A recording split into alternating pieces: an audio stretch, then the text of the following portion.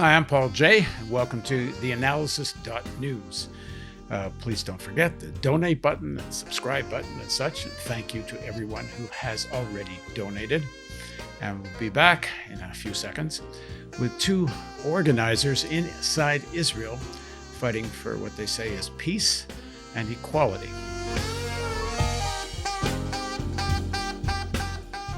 The recent Israeli attacks on Gaza and ethnic cleansing in Jerusalem has raised even higher the Israeli chauvinist and militarist sentiment inside the country. One poll found that 73% of Israelis wanted the attacks on Gaza to continue.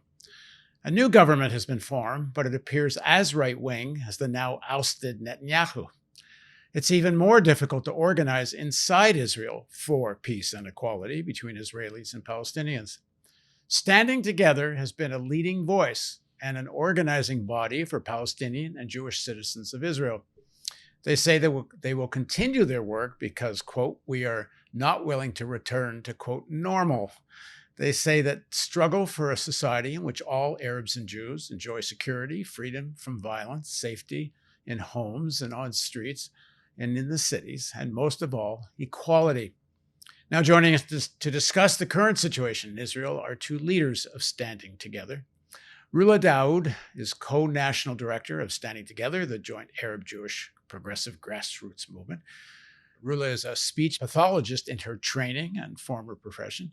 She started her activism in her current city of Lod, where she's coming to us today, around issues of women's rights and gun violence and promoting partnerships in mixed cities. Rula worked as a community organizer at Standing Together for 2 years, where she produced numerous events and organized protests with hundreds of activists before being appointed co-national director. Alon-Lee is the founding national director of Standing Together. As a teenager, Alon-Lee was active in organizing Israel's first trade union of waiters in a chain of coffee shops. As leader of the union, he led a 6-week strike, was fired by management, and then returned to his job by a court order, eventually won the strike and signed the first ever collective agreement in Israel's restaurant industry. He went on to found Israel's first national waiters union and has appeared numerous times in the media speaking about young workers' rights. In the summer of 2011, he played a prominent role in Israel's social protest movement and convened some of its largest rallies. Thank you both for joining me. Thank you. Thank you, Paul. So, Rula, start with a little bit more about your own background and how you got involved in Standing Together. Actually, I'm originally from up north. I'm from a village called Kufr Yasif. And as a Palestinian citizen of Israel, we basically grew up being non-political. It's from the generation who was born for parents who actually lived through martial laws that was inside of Israel, and you grow up in an environment where it's hard for your parents to accept that you want to be political or you want to have political issues fighting for, because they come from a place where they were very oppressed. So the journey of becoming an activist began, I think, in my 20s, basically. And, just living in Israel as a second-class citizen puts you in many circumstances where you understand that you are a second-class citizen, where you basically have injustice in many points, in many periods of your own life. And at a certain point, it came to a place where I had to basically choose. Do I choose to, be silenced and to live my life in a regime where I am reminded every day that I'm not equal to other citizens, or do I stand up and fight my own fights with people who believe in equal rights for everybody, in justice, in social justice, in ending the occupation and letting everybody in this piece of land in the Middle East have a peaceful, quiet life. And the turning point for me was actually when I finished my first degree and I wanted to travel because I had so many years where I couldn't really travel. I didn't really have money. Anyway, so I wanted to travel, and at the airport, after so many years, I haven't really left to anywhere else. I was basically giving the whole phase of security checking, where you have to go inside the room and I have to be how do you say, actually undress myself and go through a very humiliating procedure. And that was the point where I actually broke, and I chose to stand up, and I chose to take a different path in my own life.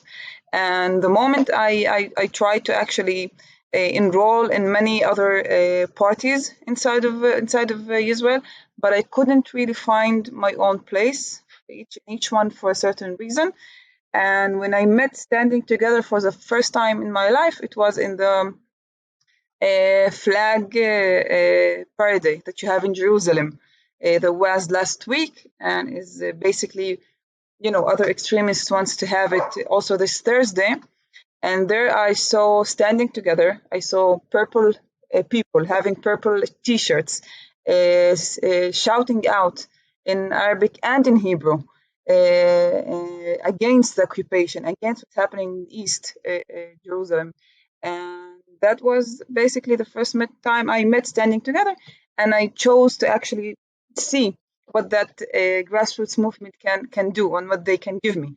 And I started becoming more active in Standing Together. And bit by bit, I understood that that was a place that can really understand, accept, and actually empower my own identity as a Palestinian citizen of Israel, and have the same fights, also Arabs and Jews inside of Israel. So that was the moment I found out that this is a political home for me. And since then, I've been with Standing Together. Uh, just another question before we get to Alon-Lee. This incident at the airport obviously is like a straw that broke the camel's back. It's an accumulation of, I guess, indignities. Yeah. As a child, when you say you became aware of what it means to be a second-class citizen, what age was that, and was there a particular incident that really did it for you? Well, I think my parents, my family, my dad actually really empowered us to be more fluent, to learn more, to try to actually discover things all around us. So he kind of wanted his own kids also to be, hardworking also. And the first time I left home, which is a small Arab village, was at the age of 14, and I went to work in Tel Aviv. And I think it was that year when I went on a bus in public transportation, because in the villages you don't really have public transportation. I went down into a market close to the place where I was living, and that was the first time somebody actually, talked to me, called me as an Arab, and he said, "What are you doing here? Where are your parents?" And he gave some racist, comments about me being an Arab. There was a very difficult situation, and I think that was the first time I really understood that there was like Arabs and Jews, and it's like there's difference between the Arabs and the Jews in the place where you live.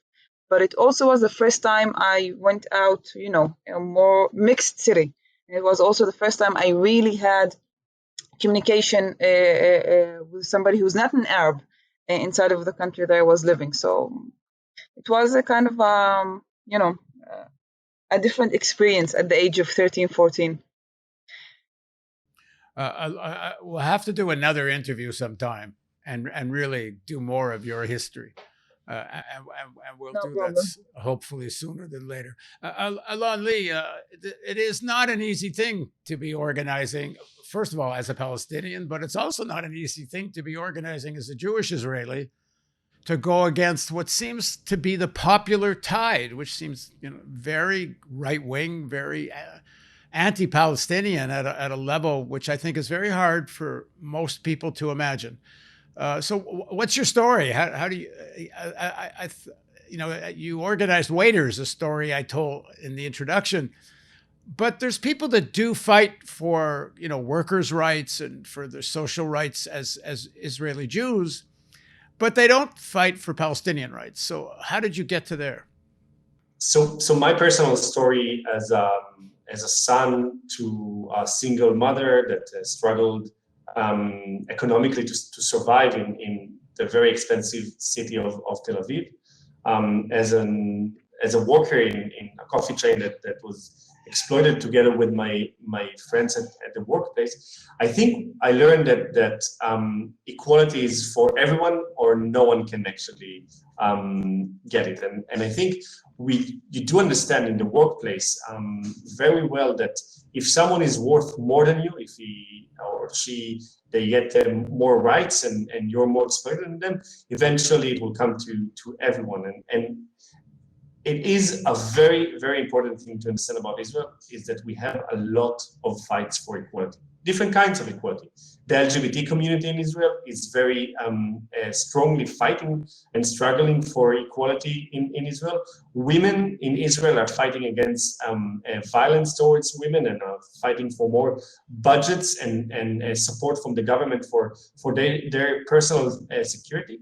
The Arab Palestinian minority in Israel is in a constant fight against discrimination, against a nation-state law that was just recently passed by the Israeli Knesset. And when you connect all these struggles, you see a major fight in the Israeli society for equality, and you understand that a person that has a window from one fight, for example, the feminist fight or the LGBT fight, do understand eventually, these people do understand that these fights and struggles are connected. And this is why it is much more popular these days to be part of the fight for equality for Palestinians in Israel. And it's much more popular, even though it might seem different from outside, it's much more popular to be demanding an end to the occupation. Yes, in times of war, people tend to go to the extreme positions, and they say things that just reflect the fact that the blood is boiling. But this cycle of violence, this cycle of war, we saw more and more people supporting our positions and actually taking a stand and taking an action. We saw commercial companies, it's not our message, but commercial companies putting up billboards saying Jews and Arabs refuse to be enemies, and that violence is not the answer, and that the Arab Palestinian society in Israel must be a part of the general society. This is something we didn't saw in the last cycles of war or in the last cycles of the escalations and violence. So you do see that, reality is complicated in Israel. On one hand, we have the most right-wing government ever elected, and even the change, so-called change government is now being appointed, is not going to be a very, liberal or left-wing or, social government. But the people of Israel is more committed to fight for equality than they ever been. Rula, one of the things that happened in the recent upsurge of the conflict was that there was a real rise of organizing resistance fighting from Palestinians inside Israel. It's we've seen other times in the past where there's been conflict between Israel and the West Bank, Israel and Gaza, where Palestinians inside the country didn't really rise up in the moment. At least that's my understanding of it. But this time they did. Yeah, well, I think if I'm gonna relate actually to your first question, I think there's a new generation, a different generation. What we have witnessed for so many years was basically a fear of being political, fear of taking a stand, fear of asking and demanding what is yours. Last month, with everything that was happening with the Sheikh Jarrah and the eviction of the families from Sheikh Jarrah neighborhood, and going on to 2 years before that, the violence that you had inside the Palestinian society, inside of Israel, all of them actually accumulated because you could see a generation that was asking for solutions, a generation that understood that only by demanding what's yours, you can really achieve or make any change. And this time you're talking about people that are not afraid of being political, that are not afraid of going out and demonstrating, that are not afraid of marching from one city to another city for their own just causes. And these voices are basically being empowered from other, parts inside of the Palestinian society of Israel also, and not only just by people, but also you see organizations rising up and also empowering that same generation. So there has become we have, I would say, evolved from one place where we had fear in every day to a generation that has actually is willing to actually make a change. And by making a change, they understand that they can go out, demonstrate, shout out, and do the things that is actually rightful for people to do when you want to demonstrate. So this is basically the big really change that happened in the last few years.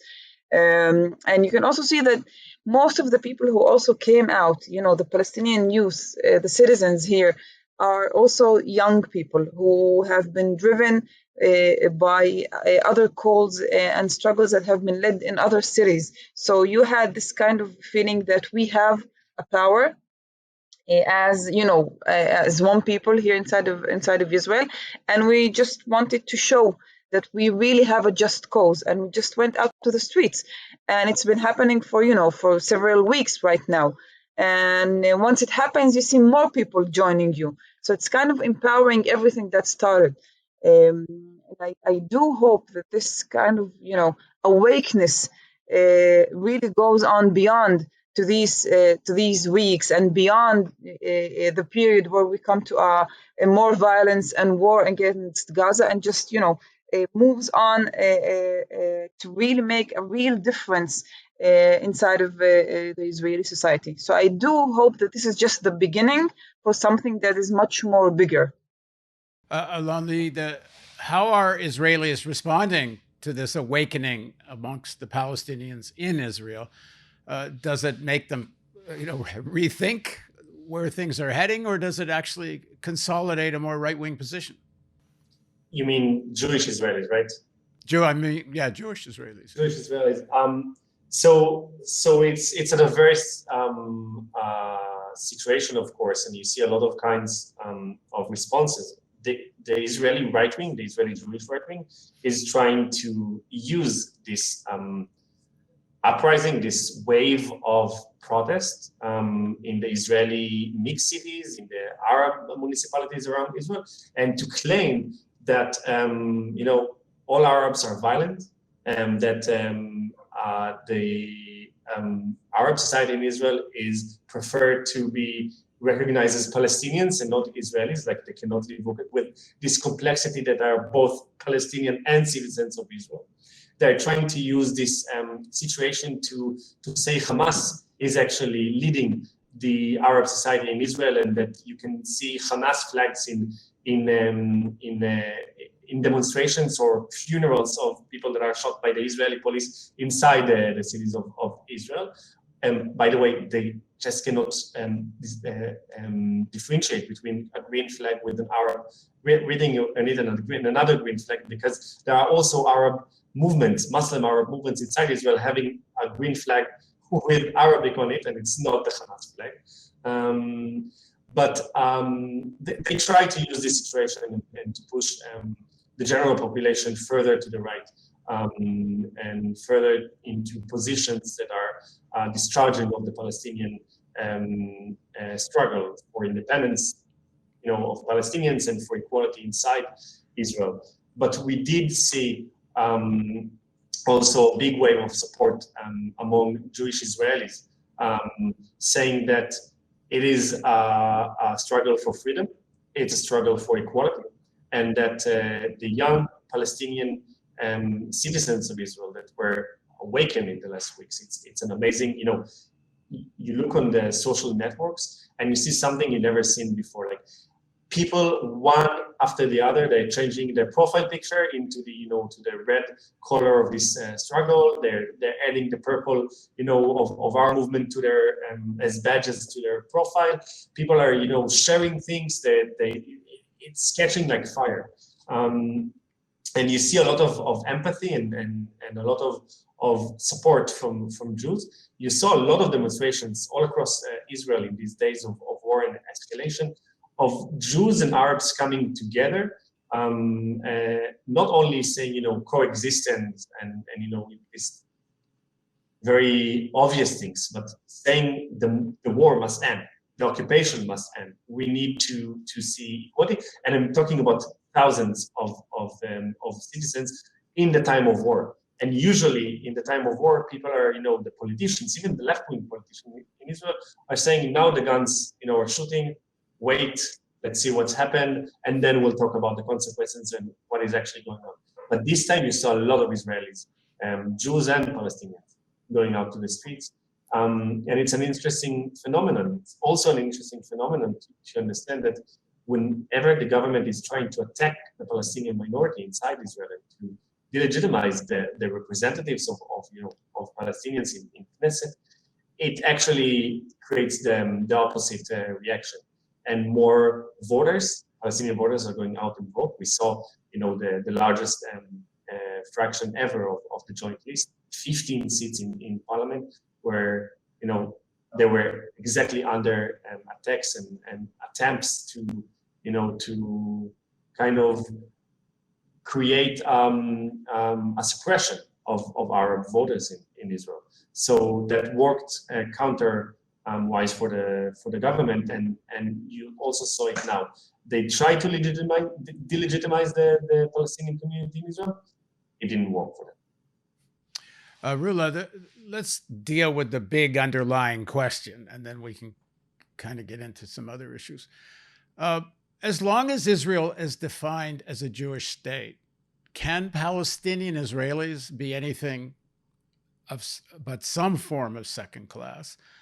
And let me add to that, if Israel is defined as a Jewish state, how do you ever get to a point of either a legitimate two-state, although it seems to me most people have given up on a real two-state solution, which leaves you with a one-person, one-vote situation? At least that would be the demand. That'd certainly be what democracy looks like.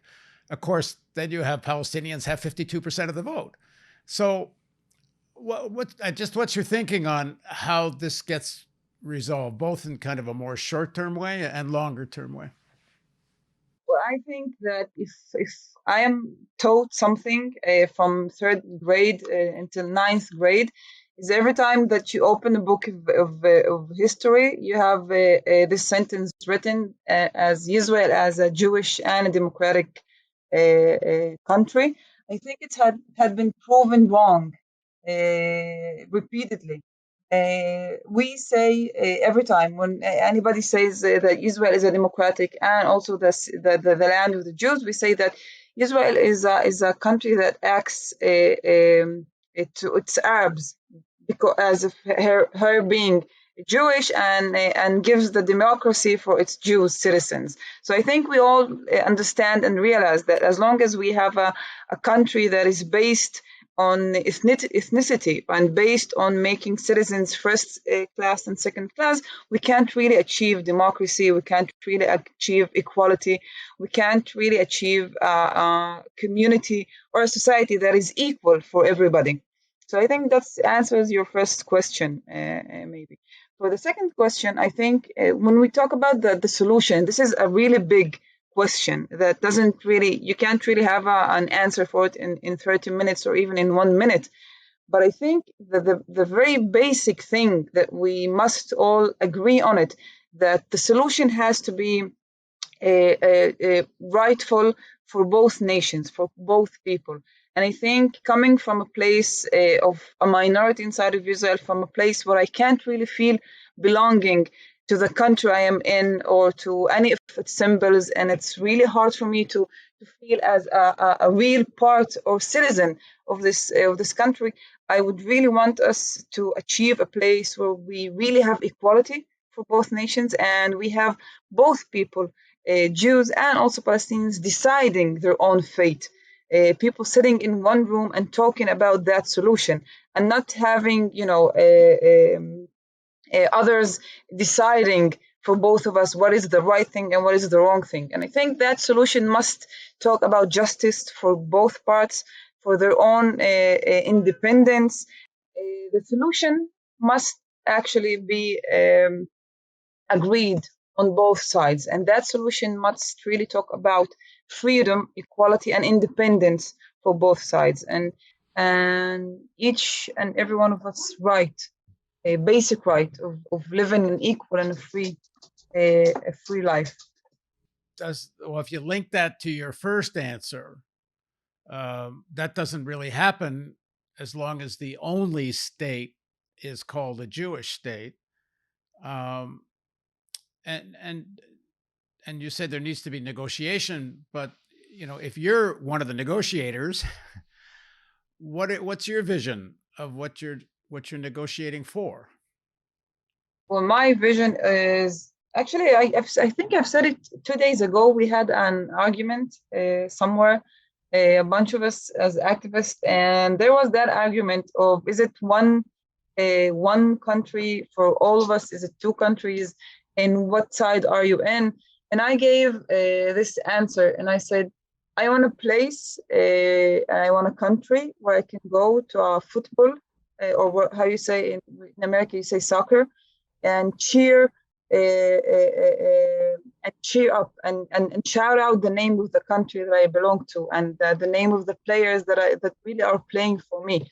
And that kind of vision that I have actually makes it maybe harder and more complicated, because in the reality we live in, you have one country that is actually occupying, one nation occupying another nation. And inside of that country, you have also, small, we're not such a small, but we are a minority as Palestinian citizens of Israel. And every time we want to have that kind of a balance of you as a Palestinian and also being a Israeli citizen, it's very hard to see, a future where all of that happens in just one simple solution that says one country or two countries. So my solution, I choose a reality where I can be equal, basically, where I can have the same rights. When I call up for an apartment to buy or to rent, they're not going to ask me for my name and what the meaning of the name, and am I an Arab, or where do I come from? So I would just cheer for a place where I am really equal to everybody else, and my own identity doesn't scare anybody.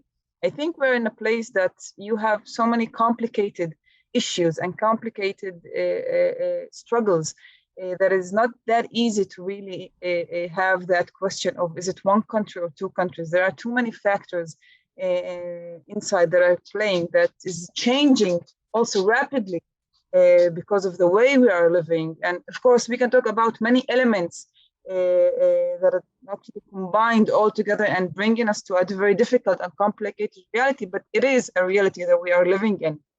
And can I add just a few thoughts? First of all, it is important to understand that we don't separate between the struggles. Our struggle against the occupation, our struggle for freedom and independence for Palestinians is not separated for us from the struggle against Jewish supremacy inside Israel, or against racism or discrimination of the Palestinians living as citizens of Israel, suffering from many injustices. And it is important for us to connect the struggles and to understand that we are fighting for justice, not just because we're in solidarity with Palestinians, if we're Jewish, or because if we're Palestinians in Israel, we're solidarity with our families in the West Bank and in Gaza, but also we're fighting for ourselves, for our own self-interest of living in an equal country, in a country where our needs are being fulfilled, in a country where our government is not working against 1/5 of the population, but also against Ethiopians, against ex-Soviet Jews, against LGBT people. So it is, what we do is to try and connect the struggles, but we will not also stay on the fence, sit on the fence, and say, we have this amazing vision of how Israel and Palestine should, look like one day, and we'll wait until this day will come. We need to fight to really end the occupation in our lifetime. I wish it will not even be in our lifetime; it will be in the next few years. And we need to understand that what we're fighting is also, people dying, people losing their families, people losing their houses, people losing, their children in the recent war in Gaza. 69 Palestinian children died in Gaza. And this is a reality we need to change right now. So yes, we have a long-term vision.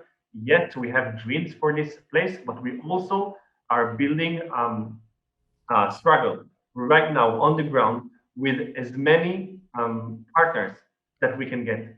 Yet some of these partners will not be our partners in the fight for complete equality inside Israel, and they will not be our partners in all our fights against supremacy in Israel. But if they are willing to go with us at some part of the way to end the occupation right now, and to end the blood circle and to end the reality where people are losing their lives, we will need to cooperate with them so we can build a majority inside Israel.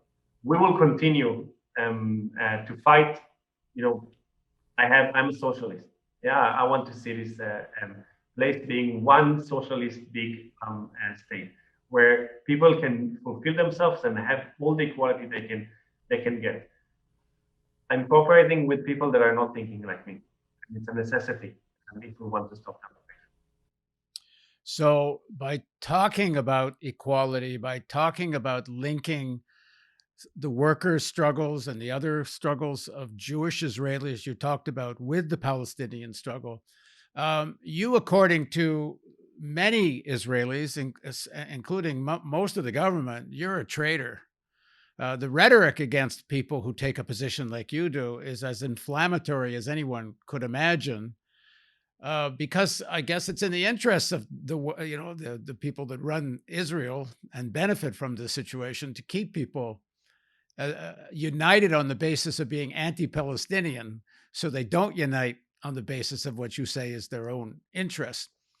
That being said, you say you want to end the occupation now. What does that look like?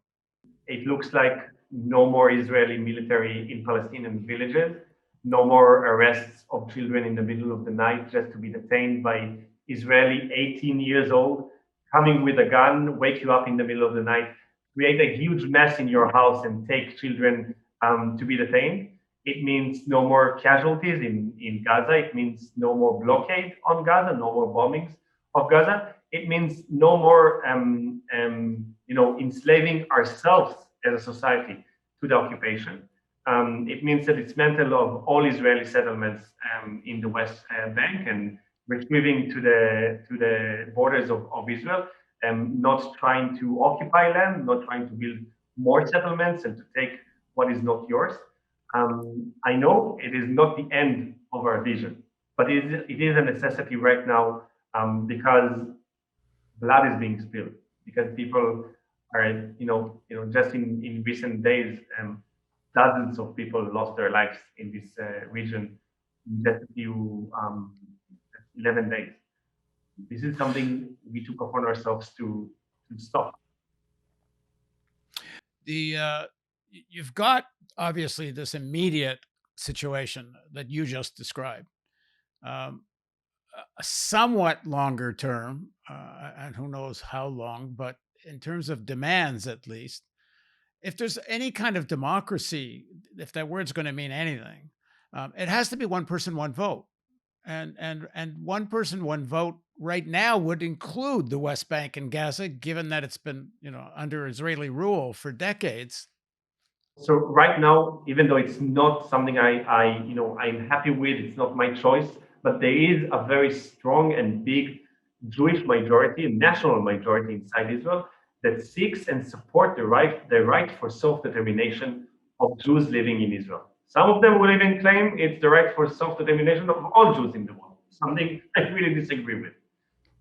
Inside the Palestinian territories, there is a strong, big national majority of Palestinians supporting their right to end the occupation, to live in freedom, and to self-determinate as Palestinian in a Palestinian state. This is a demand that you cannot ignore. If you put this majority with this majority, and you put them under one roof, the support and their will to self-determinate will not end and just disappear, the other morning. I think it's a recipe for more clashes, recipe for more blood, and it is something we need years to work on. It doesn't mean we're not going to work on it. It doesn't mean we're not going to seek this, complete equality in Israel.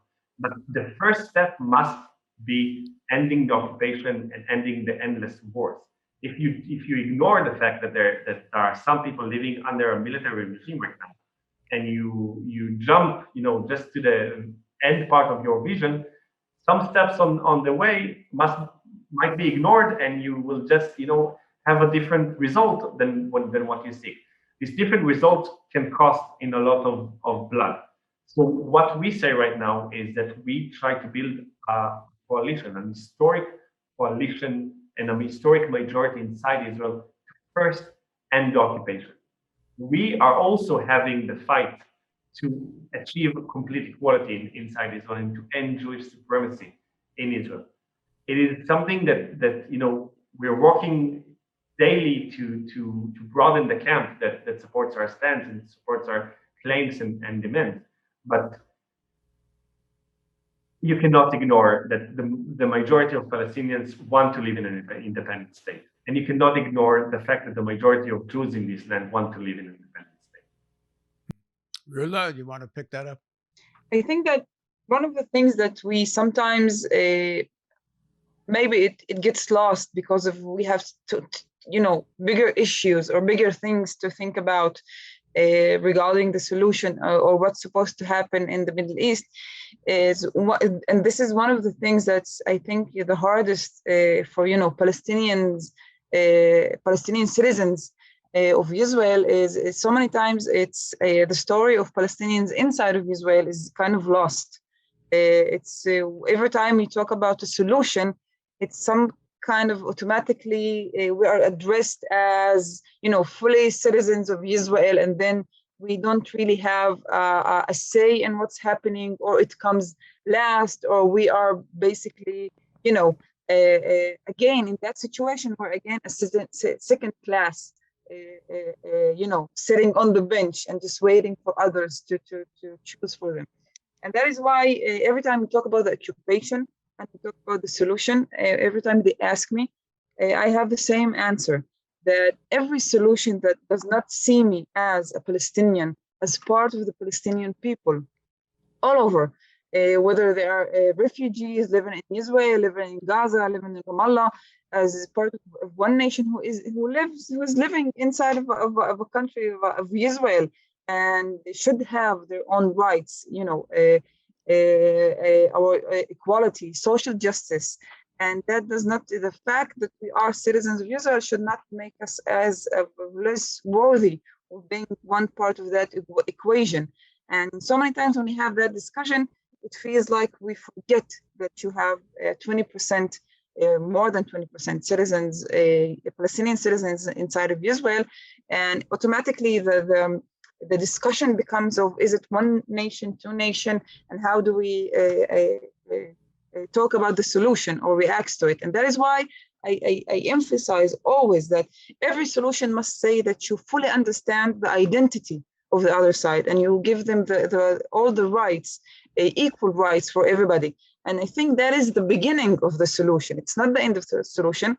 If you talk about the occupation, you must also talk about equal rights for everybody who's living here. And that is one point that I think is always missing whenever we talk about the occupation. Okay, well, this is a long conversation, which we should do again,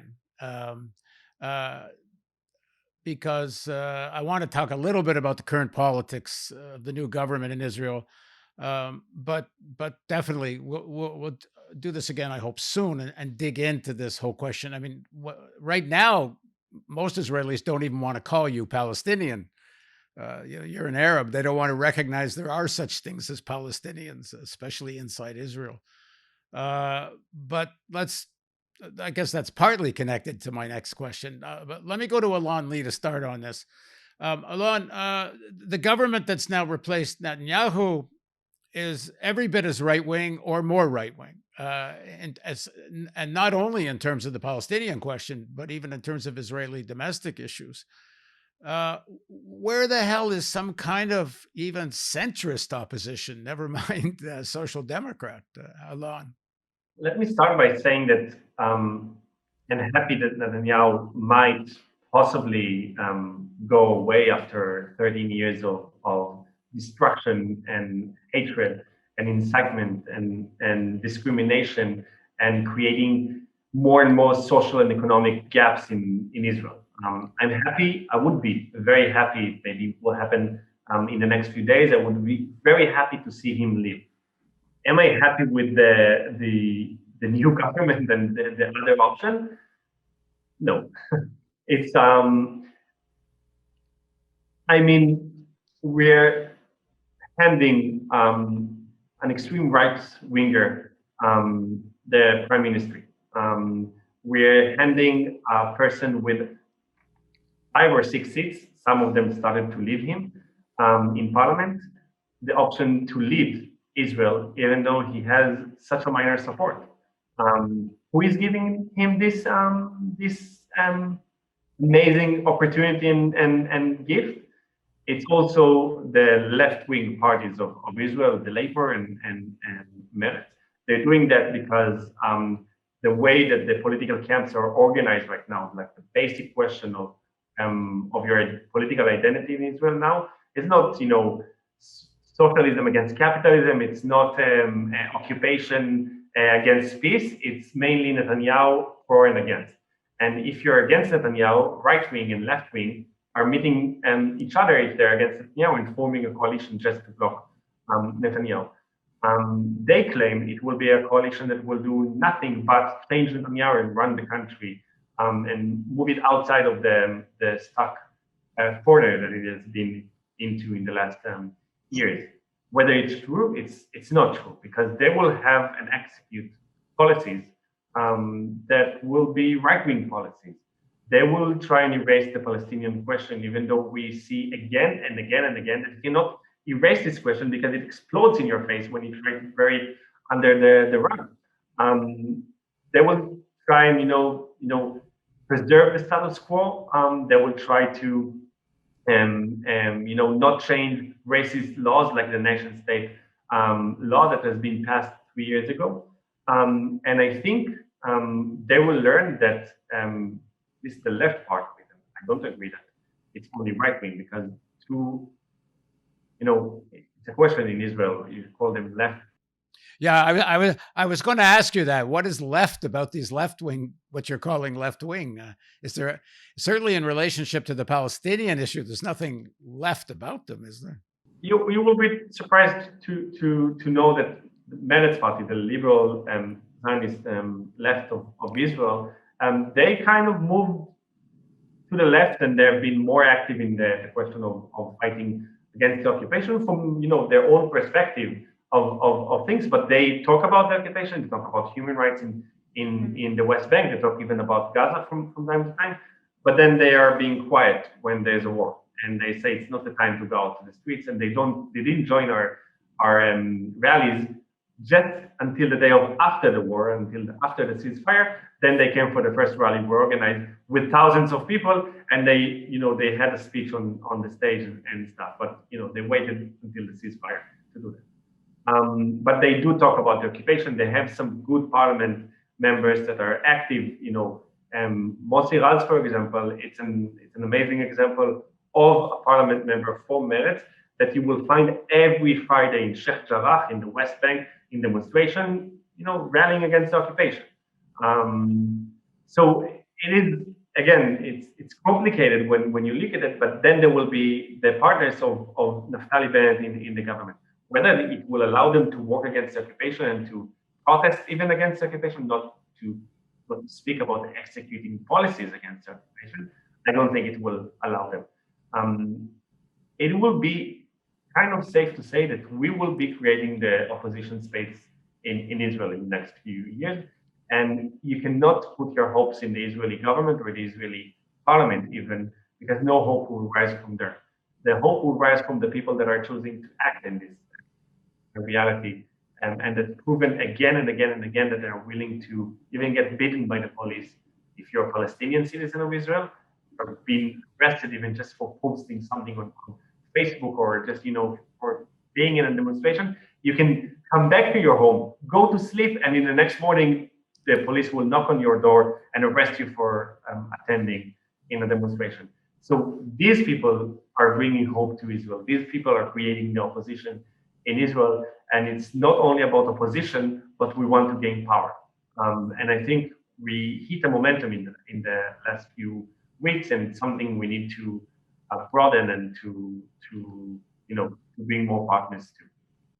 Rula, before the election or in the lead up to the election, there was a lot of talk about how the Palestinian parties, of course, the Israeli press calls them Arab parties, but how the Palestinian parties would have more leverage.